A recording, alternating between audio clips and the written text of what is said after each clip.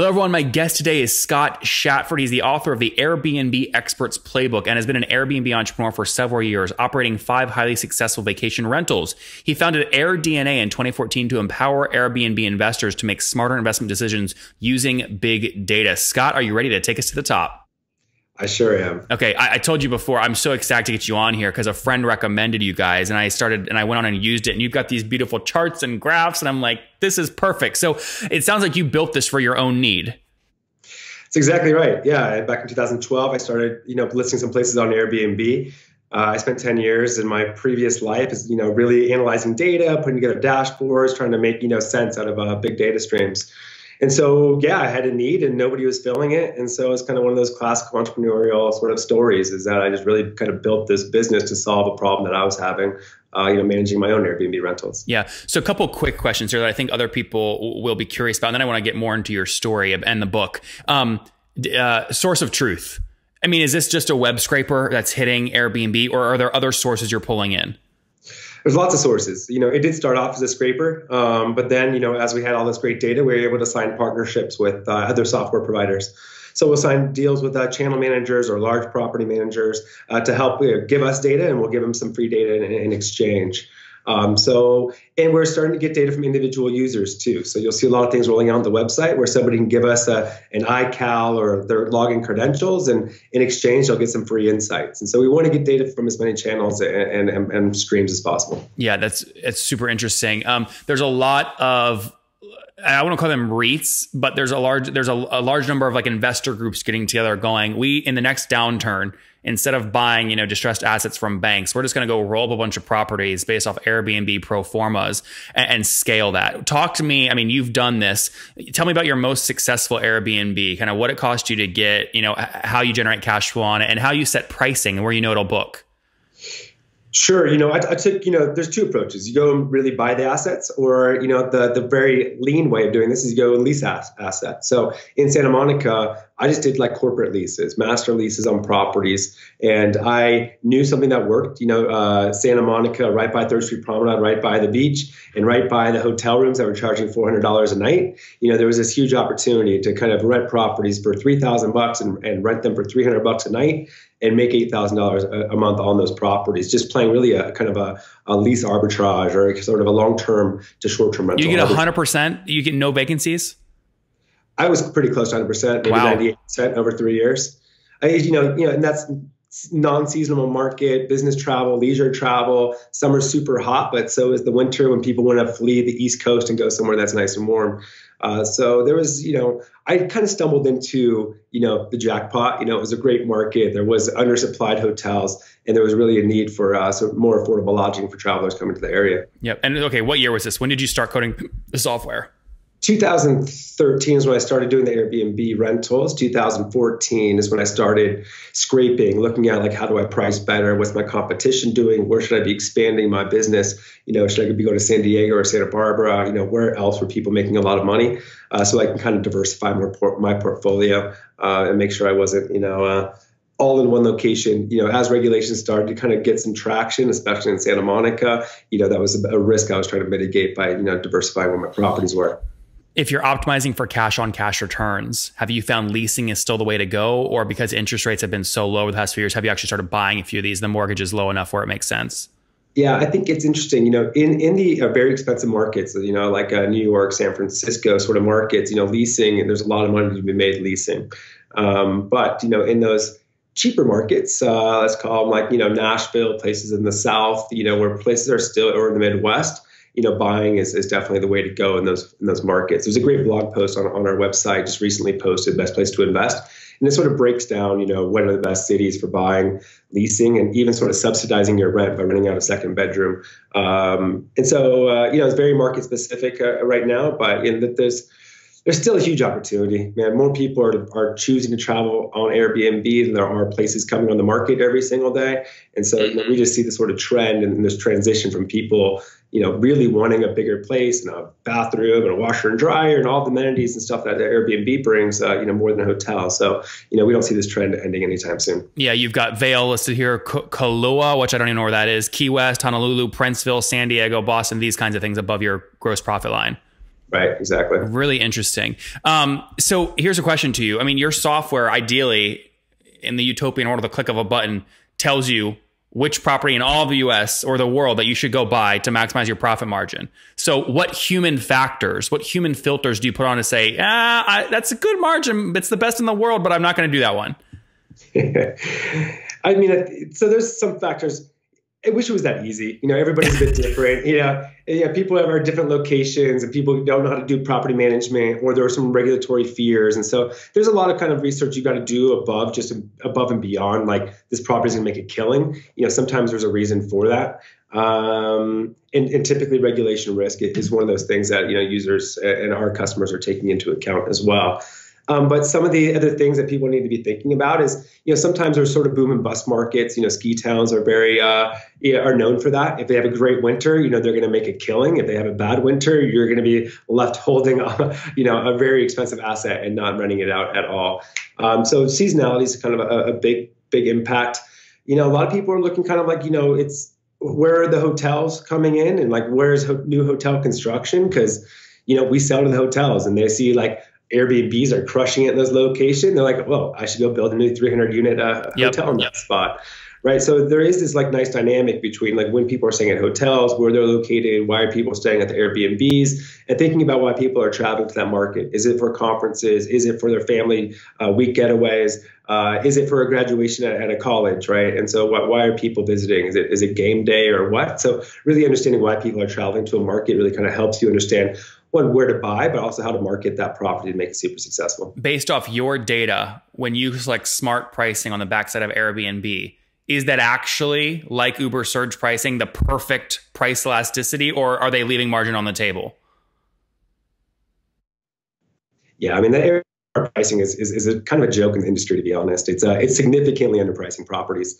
Their interests aren't really aligned with their host right now, which is kind of surprising to hear, but they are really taking the side of the guest, and they want the guest to have a great experience.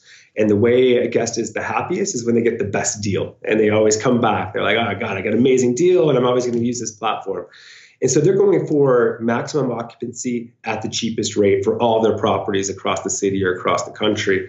And so they're not really looking out for the host and how they should be making the most money.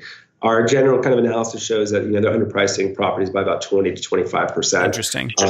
And so that's why there has been this sort of rise in tools like ourselves and other revenue management products out there that are kind of filling that gap. Okay, let's away from Airbnb for a second, back to the SaaS side of this business. So when people want to pay for your data, what are they paying on average per month? And I don't want to go down every cohort, but on average, what do they pay? So for our consumer products online, it's an average of $50 a month for analysis on a single city. That's okay. That's pretty healthy. So $50 a month, and you launched it in 2014. What are you at today? I mean, are you sole founder? What's the team look like today? Yeah, I actually founded this thing with my father. He's been a computer engineer for 50 years. There we go. It's nice to be able to lean on him for the original scraper and database and stuff. Now we're about 34 people. Spread out between headquarters here in Denver and about 20 people in Barcelona, Spain. So yeah, I mean, it's been a great ride. We're growing quick, and we got all the tailwinds from the growth of the short-term rental industry, and really this so many ways to take this data company, right? When disruption happens, there's a lot of winners and there's a lot of losers, and we're kind of in the middle. Yep. Sort of like the Switzerland of data. Like hotels, you want to learn like why you're getting beat up, come to us. Real estate investor, you want to see where to go buy properties, come to us. So we're really filling this nice niche on kind of how the world is changing in real estate, hospitality, with the growth of Airbnb. And Scott, bootstrapped or have you raised? We are bootstrapped. Oh, that's great. I love hearing that. I love bootstrap stories. And what have you been able to scale to in terms of total customers using you being bootstrapped?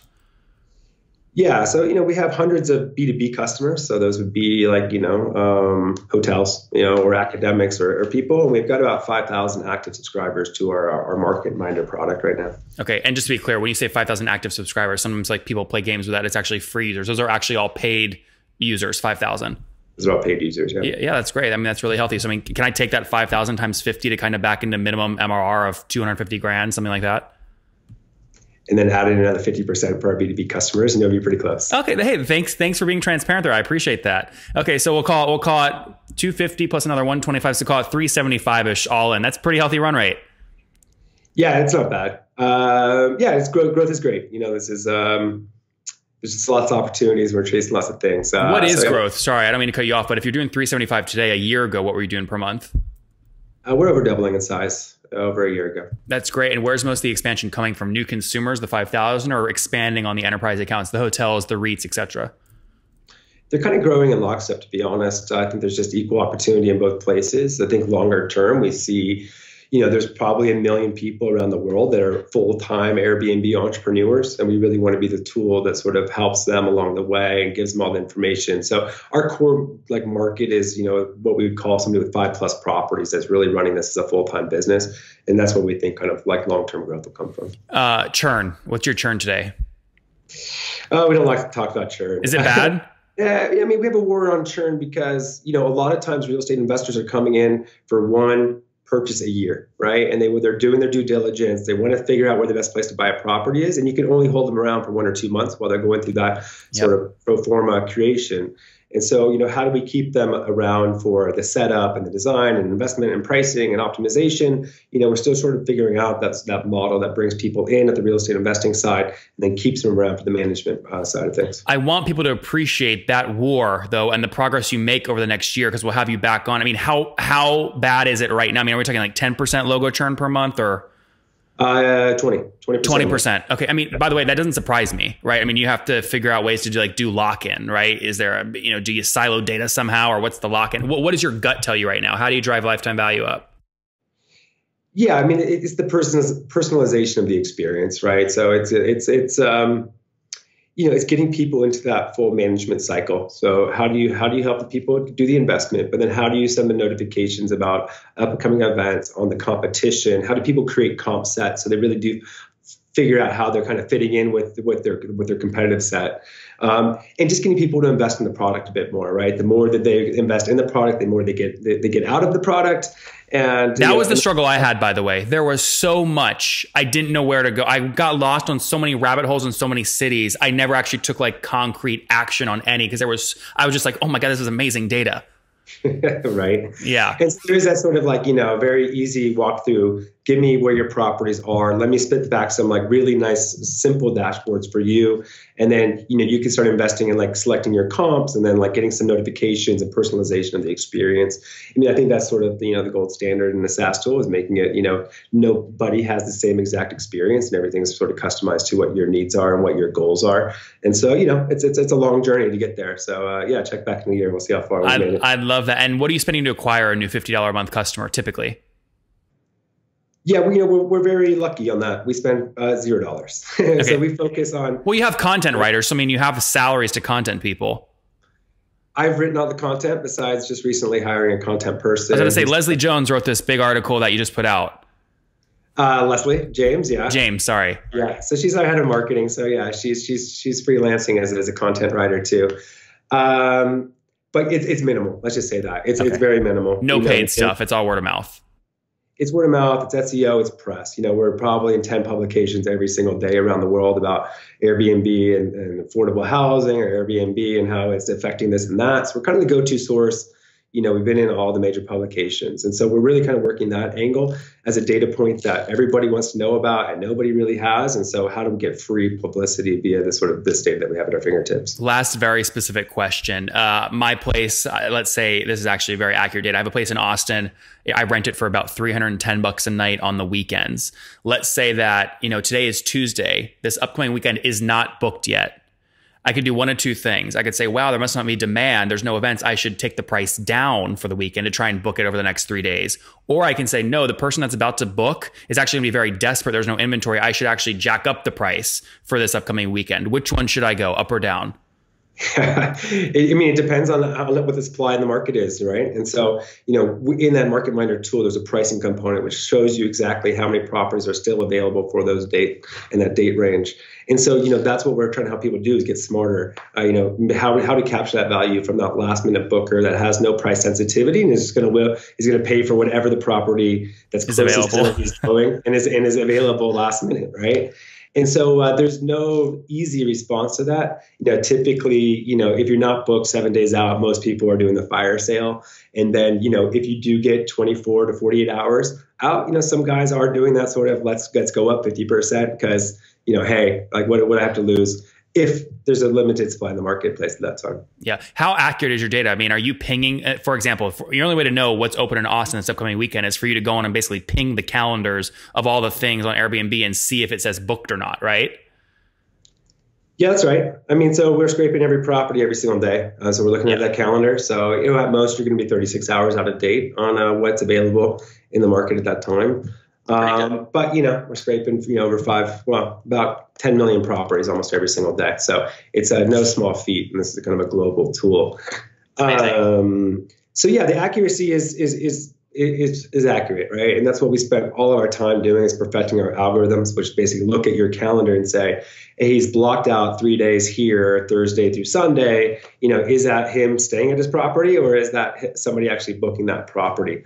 And so we look at like the time of the booking window, your host activity, what your rate was, 12, 14 different signals actually to say whether that's a booking or a block date in your calendar. And so that's kind of the core of our technology that we've been working on for nearly 4 years now. And let's go super macro before we wrap up with the famous five. In a given weekend, how many, in terms of gross volume, what's the dollars going through all Airbnb bookings in a given weekend right now? Shit, that's a good question. Do you know? Yeah, I don't know on a given weekend. You could probably back into it. It's probably close to it's approaching $100 million a day, I would say, going through Airbnb. Yeah. Interesting. Very good. Let's wrap up with the famous five. Quick answers here. Number one, what's your favorite business book? My favorite business book. Oh God, what's my favorite business book? I should have been prepared for your quick five. That's when you just say the Airbnb Experts Playbook. There you go, man. There you go. I don't know. Everybody's, Tim Ferriss was pretty influential early in my career. So that was definitely one that kind of got me on the entrepreneurial train early on. So number two, is there a CEO you're currently following or studying? CEO I'm currently, no. Okay. Number three, by the way, it's fine. By the way, I'm expecting no on most of these. You're from Santa Monica. You're or San Diego, super chill and down to earth, right? Number three, what's your favorite online tool to build a business? For me, all this SEO and search traffic stuff was super important for me. So I really geeked out on the SEO Moz stuff, really figuring out what keywords to own, how to assert myself as the expert in the space, and really how to get sort of free traffic to my business. So, SEO Moz are one of those tools has been probably the most helpful for me in getting to where I am now. Number four, how many hours of sleep do you get every night? Better than it used to be. I worked out of a garage for 2 years, working about 16 plus hours a day. But now with the team and kind of my executive team underneath me, I'm able to get at least 6 or 7 hours a night now. That's pretty good. And what's your situation? Married, single, kiddos? I'm married and 2 kids, 2 and 4, and so they've been around since the day I started this business. So it's been definitely a wild 4 years managing everything. That's great. And how old are you, Scott? 38. Last question. What do you wish your 20-year-old self knew? Oh man, the entrepreneurial thing. I think you start climbing the corporate ladder, you get comfort in that space, and then I was kind of forced into trying to figure out how to make money when I got married and my wife got pregnant, and I wish I would have taken that leap of faith a lot earlier and trusted in myself to be able to build something cool like this. Guys, trust yourself earlier. And if you feel like you're too comfortable, the answer is get your wife pregnant. Put pressure on yourself. Scott founded AirDNA in 2014. Today, doing about 375 grand per month. That's up almost double year over year. Bootstrapped, which I love, serving over 5,000 customers, whether it's consumers with one Airbnb rental or larger hotel chains or REITs that just want the data. They've got 20% logo churn per month, working on bringing that down. But again, they're riding a wave that's very hot right now. A team of 34 people between Denver and Barcelona, scaling it quickly. Scott, thank you for taking us to the top. My pleasure, man. Thanks for having me.